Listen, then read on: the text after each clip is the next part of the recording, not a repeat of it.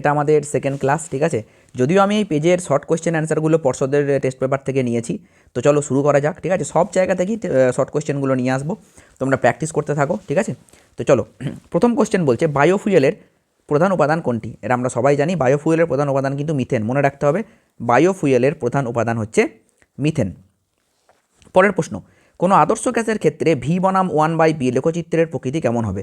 V বনাম 1/p এর লেখচিত্র হবে মূল বিন্দুগামী সরলরেখা, ঠিক আছে। ভি বনাম 1/p, ঠিক আছে। এইদিকে ভি, এইদিকে নিলাম 1/p যদি নিই, ঠিক আছে, 1/p, তাহলে লেখচিত্র হবে মূল বিন্দুগামী সরলরেখা। আর যদি বলে, শোনো, ম্যাক্সিমাম স্টুডেন্ট এটা ভুল করে কি জানো তো, পি বনাম ভি আর পি বনাম 1/v বা ভি বনাম 1/p এই দুটো গুলিয়ে ফেলে। এই দিকটা যদি তুমি পি নাও, এই দিকটা যদি তুমি ভি নাও, তাহলে কিন্তু গ্রাফটা এরকম হবে, সমপরাবৃত্তাকার।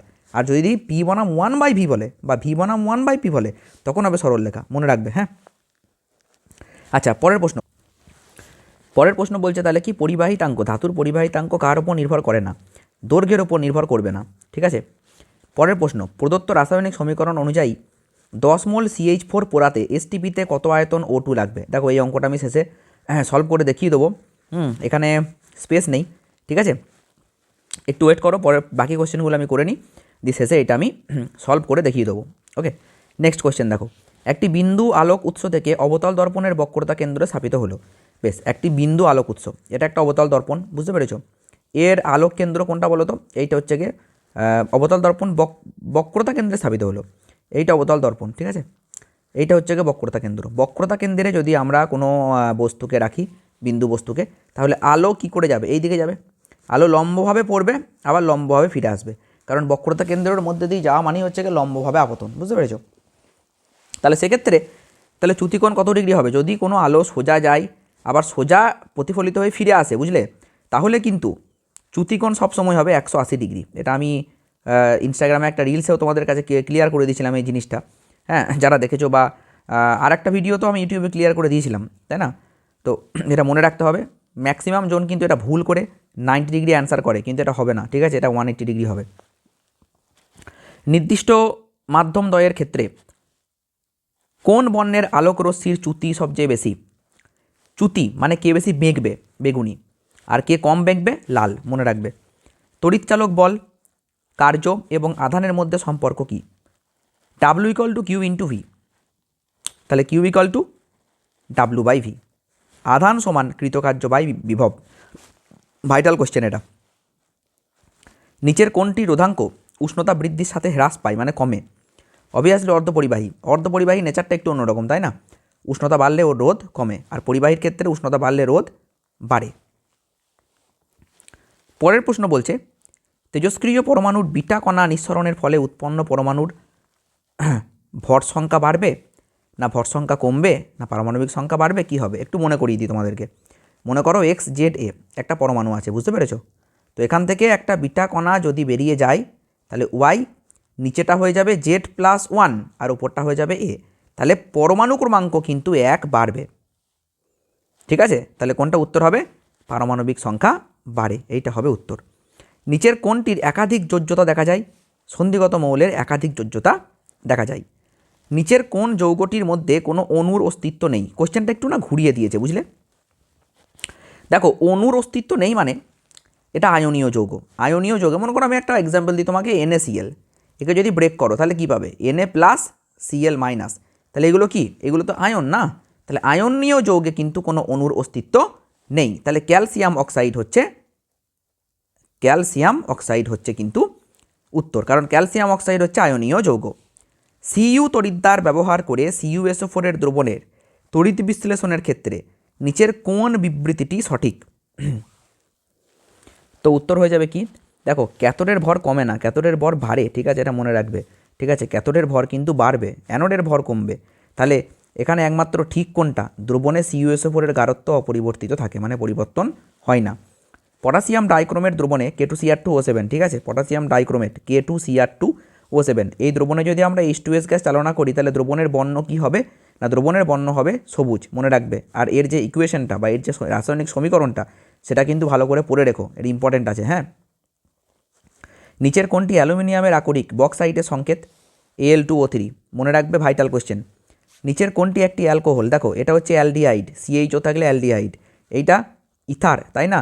CH3O CH3, এই যে এইটা CH3O CH3, এইটা কি? Dimethyl ether. এইটা কি? CH3COOH, এটা হচ্ছে অ্যাসিটিক অ্যাসিড, তাই তো? তাহলে CH3CH2OH, এইটা হবে উত্তর। এইটা হচ্ছে অ্যালকোহল, কারণ OH এই যে গ্রুপটা যেখানে থাকবে সেটাই হচ্ছে অ্যালকোহল। আর এটা কি না, মিথ ইথ দুটো কার্বন আছে, তাহলে ইথানল। ওকে, ইথানল। দেখো এতদূর পর্যন্ত আশা করি তোমাদের কোনো সমস্যা নেই। পরের কোশ্চেনে যাই। বায়ুতে উপস্থিত একটি গ্যাসের নাম লেখো যেটির পরিমাণ বাড়লে বিশ্ব উষ্ণায়ন বাড়বে। কালিটা একটু চেঞ্জ করে নিই, কী বলো? পড়াশোনা ভালো করে করো সবাই, সময় কিন্তু আর তোমাদের বেশি নেই, ঠিক আছে? এই কয়েকটা দিন সব কিছু বাদ দিয়ে একটু পড়ো বাবা, জীবনে সব কিছুই থাকবে। পড়াশোনা ঠিক থাকলে জীবনে সব কিছুই থাকবে, ঠিক আছে? তো একটু পড়ো ভালো করে, হ্যাঁ? তো বিশ্ব উষ্ণায়ন, কার্বন ডাই অক্সাইড গ্যাসের পরিমাণ যদি বৃদ্ধি পায় তাহলে কিন্তু বিশ্ব উষ্ণায়ন ঘটবে, বুঝলে? 2 নাম্বার, যে কোনো বলতে পারতে, আরও বলতে পারতে, যদি CFC বলতে তাও হতো, নো প্রবলেম। চার্লসের সূত্র অনুসারে ভি বনাম টি লেখচিত্রের প্রকৃতি কীরকম? একদিকে ভি নাও, একদিকে টি নাও, ঠিক আছে? এইদিকে নাও ভি, এইদিকে নাও টি, তাহলে লেখচিত্রের প্রকৃতি কেমন হবে? এইরকম হবে, তাই না? এইটা হবে লেখচিত্রের প্রকৃতি ভি বনাম টি এর। কোন শর্তে বাস্তব গ্যাস চার্লস ও বয়েলের সূত্র মেনে চলে? তার মানে কি? কোশ্চেনটা একটু ঘুরিয়ে দিয়েছে। তার মানে ওরা বলতে চাইছে যে কখন একটা বাস্তব গ্যাস আদর্শ গ্যাসের মতো আচরণ করে, কখন? নিম্ন চাপ এবং উচ্চ উষ্ণতায়। নিম্ন চাপ এবং উচ্চ উষ্ণতায় একটা বাস্তব গ্যাস আদর্শ গ্যাসের মতো আচরণ করে। লোহা, ইনভার ও তামার মধ্যে সবচেয়ে কম দৈর্ঘ্য প্রসারণ গুণাঙ্ক কোনটির? সবথেকে কম হচ্ছে ইনভারের, ঠিক আছে? ইনভারের সবথেকে কম, সবথেকে বেশি হচ্ছে তামা, তারপরে লোহা, তারপরে ইনভার। কোনো পরিবাহীর বেধ ও প্রস্থচ্ছেদের ক্ষেত্রফল অপরিবর্তিত থাকলে ওই পরিবাহীর তাপীয় রোধ এবং পরিবাহিতার মধ্যে সম্পর্ক কী? দেখো সব কিছু যদি অপরিবর্তিত থাকে, তাপীয় রোধ এবং পরিবাহিতার মধ্যে সম্পর্ক কী না, সম্পর্ক তাহলে কী হবে? দেখো একটা কথা বলি, পরিবাহিতাঙ্ক যদি সিগমা হয় আর রোধাঙ্ক যদি রো হয়, তাহলে সিগমা = 1/ρ। তাহলে আমরা কি লিখব? যে তাপীয় রোধ পরিবাহিতার সঙ্গে সম্পর্ক হচ্ছে ব্যস্তানুপাতিক, তাহলে আমরা লিখব ব্যস্তানুপাতিক। ওকে, ওকে, ব্যস্তানুপাতিক। দাড়ি কামানোর জন্য কোন ধরনের দর্পণ ব্যবহার করা হয়? দেখো বড় একটা, আমরা যখন দাড়ি কাটি বা দাঁতের ডাক্তার যখন চিকিৎসা করে তখন কি হয়, মানে হয়তো দাঁত দেখছে, তো সেটাকে বড় করে দেখার দরকার হয়, ঠিক আছে? তো দাড়ি কাটার যে আয়না সেখানেও তাই হয়। তো যখন কোনো একটা অবজেক্টকে বড় দেখাতে হবে তখনই আমরা কিন্তু অবতল দর্পণ ব্যবহার করবো, এটা মনে রাখতে হবে। ওকে, লাল এবং বেগুনি বর্ণের আলোর জন্য কাঁচের প্রতিসারাঙ্ক যদি μr এবং μv হয় তাহলে কার মান বেশি না μv গ্রেটার দেন μr। সবসময় ভায়োলেটের বা বেগুনির প্রতিসারাঙ্ক কিন্তু বেশি আর লালের কম। ওকে, কিলোওয়াট ঘন্টা বা বিওটি কোন ভৌত রাশির একক? তড়িৎ শক্তির একক। বিশ্বাস করো 60% ছেলে না এইটা ভুল করে, ক্ষমতা লিখে দেয়, ক্ষমতা নয় কিন্তু, হ্যাঁ? যদি শুধু কিলোওয়াট বলে তাহলে তড়িৎ ক্ষমতা, আর যদি বলে কিলোওয়াট ঘন্টা তাহলে তড়িৎ শক্তি। তাহলে এইটা কি হবে? তড়িৎ শক্তি। বৈদ্যুতিক মোটর কোন নীতিতে কাজ করে? ফ্লেমিংয়ের বামহস্ত নীতিতে। ফ্লেমিংয়ের বামহস্ত নীতিতে। বামহস্ত নীতি আসার হাই চান্স, ভালো করে পড়ে রাখবে। 3টি রোধ হলো 5, 10, 15। এদের কোন ধরনের সমবায়ে যুক্ত করা হলে তুল্য রোধ 5 ওহম অপেক্ষা কম হবে? দেখো যখনই বলবে যে ছোট রোধের থেকেও তুল্য রোধ কম তখনই কিন্তু সমান্তরাল সমবায়, আর যদি বড় হয় তাহলে শ্রেণী। তাহলে উত্তর কি হবে? সমান্তরাল সমবায়। ওকে, সমান্তরাল সমবায়। নিউক্লিয় বিভাজন বিক্রিয়ার একটি অপব্যবহার লেখো। দেখো এটা হচ্ছে পরমাণু বোমা। পরমাণু বোমা, ঠিক আছে? একটা কথা বলে রাখি, নিউক্লিয় বিক্রিয়া তো মানে এই যে নিউক্লিয় বিভাজন, নিউক্লিয় সংযোজন, এইগুলো তো এসব বোম টোম বানানোর জন্য প্রথমে আবিষ্কার করা হয়নি, তাই না? এগুলো শক্তি, ভবিষ্যতে শক্তির যোগান দেবে বলে বানানো হয়েছিল। তাহলে পরমাণু বোমা যখন তৈরি করছে মানুষ এইগুলো দিয়ে, তাহলে সেটা একটা অপব্যবহার, তাই না? ওকে, মেন্ডেলিফের পর্যায় সারণীতে ক্ষার ধাতুগুলি কোন গ্রুপে অবস্থিত? 1 নম্বর গ্রুপে, 1 নম্বর গ্রুপে বা প্রথম গ্রুপে। গ্রুপের বাংলা কথা হচ্ছে শ্রেণী। দীর্ঘ পর্যায় সারণীতে গ্রুপের সংখ্যা কটি? দীর্ঘ পর্যায় সারণীতে 18টা গ্রুপ আছে, হ্যাঁ 18টি।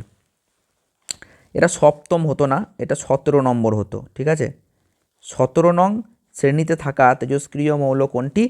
অ্যাস্টাটিন, অ্যাস্টাটিন, ঠিক আছে? সংকেত হচ্ছে এটি। জলের অণুতে হাইড্রোজেন ও অক্সিজেন পরমাণুর মধ্যে কোন ধরনের রাসায়নিক বন্ধন বর্তমান? এটা আমরা সবাই জানি, জলের অণুতে সমযোজী বন্ধন বর্তমান, ঠিক আছে? সিজিএস পদ্ধতিতে তাপন মূল্যের একক কি? তো জুল তো হবে না ভাই, তোমরা জানো, তাহলে কি হবে? ক্যালোরি পার গ্রাম। আর এসআইতে হবে জুল পার কেজি, দুটোই বলে রাখলাম, হ্যাঁ। তড়িৎ বিশ্লেষণের সময় তড়িৎ বিশ্লেষ্যের মধ্যে দিয়ে তড়িৎ পরিবহন কারা করে? আয়ন। কোন কোন আয়ন? ক্যাটায়ন এবং অ্যানায়ন, লিখে দিতে পারো, ক্যাটায়ন এবং অ্যানায়ন। তড়িৎ বিশ্লেষণের সাহায্যে অ্যালুমিনিয়ামের নিষ্কাশনের জন্য যে গলিত মিশ্রণের তড়িৎ বিশ্লেষণ করা হয়, সেখানে বিশুদ্ধ অ্যালুমিনা ছাড়া আর কি কি থাকে? ক্রায়োলাইট এবং ফ্লুওস্পার। এটা তোমরা যারা পড়াশোনা করেছো তারা অবশ্যই বলতে পারবে, ঠিক আছে? ক্রায়োলাইট ও ফ্লুওস্পার, ক্রায়োলাইট এবং ফ্লুওস্পার। জলের তড়িৎ বিশ্লেষণের সময় কোন তড়িৎদ্বারে জারণ ঘটে? অ্যানোডে জারণ ঘটে, ঠিক আছে? অ্যানোডে। বাকিগুলো মুছে দিই। তাহলে জারণ কোথায় ঘটে? অ্যানোডে। অ্যানোডে ঘটে জারণ, আর ক্যাথোডে ঘটে বিজারণ। ইউরিয়া উৎপাদনে দুটি পদার্থ ব্যবহৃত হয়, একটি অ্যামোনিয়া, ঠিক আছে? অপরটি কি? অ্যামোনিয়া আর একটা হচ্ছে কার্বন ডাইঅক্সাইড। ইউরিয়া উৎপাদনে অ্যামোনিয়া আর কার্বন ডাইঅক্সাইড ব্যবহার করা হয়। শূন্যস্থান পূরণ করো। NaOH প্লাস H2S কি কি উৎপন্ন হয়? জল উৎপন্ন হয়, আর কি উৎপন্ন হয়? NaHS, ওকে, NaHS প্লাস H2O, ওকে। দেখো তারপরে লাইকার অ্যামোনিয়া কি? একবার পড়ে নেবে ভালো করে, আমি বলে দিচ্ছি, শুনে নাও। 0.88 আপেক্ষিক গুরুত্ব বিশিষ্ট অ্যামোনিয়ার সম্পৃক্ত জলীয় দ্রবণকে বলা হয় লাইকার অ্যামোনিয়া, ঠিক আছে? নেক্সট কোশ্চেন বলছে, আর্দ্র বাতাসে ফেলে রাখলে তামার ওপর সবুজ বর্ণের যে আস্তরণটি পড়ে তার রাসায়নিক নাম এবং সংকেত লেখো। এর নাম হচ্ছে বেসিক কপার কার্বনেট, ঠিক আছে? এর নাম কি বললাম? Basic copper carbonate, basic copper carbonate, ঠিক আছে?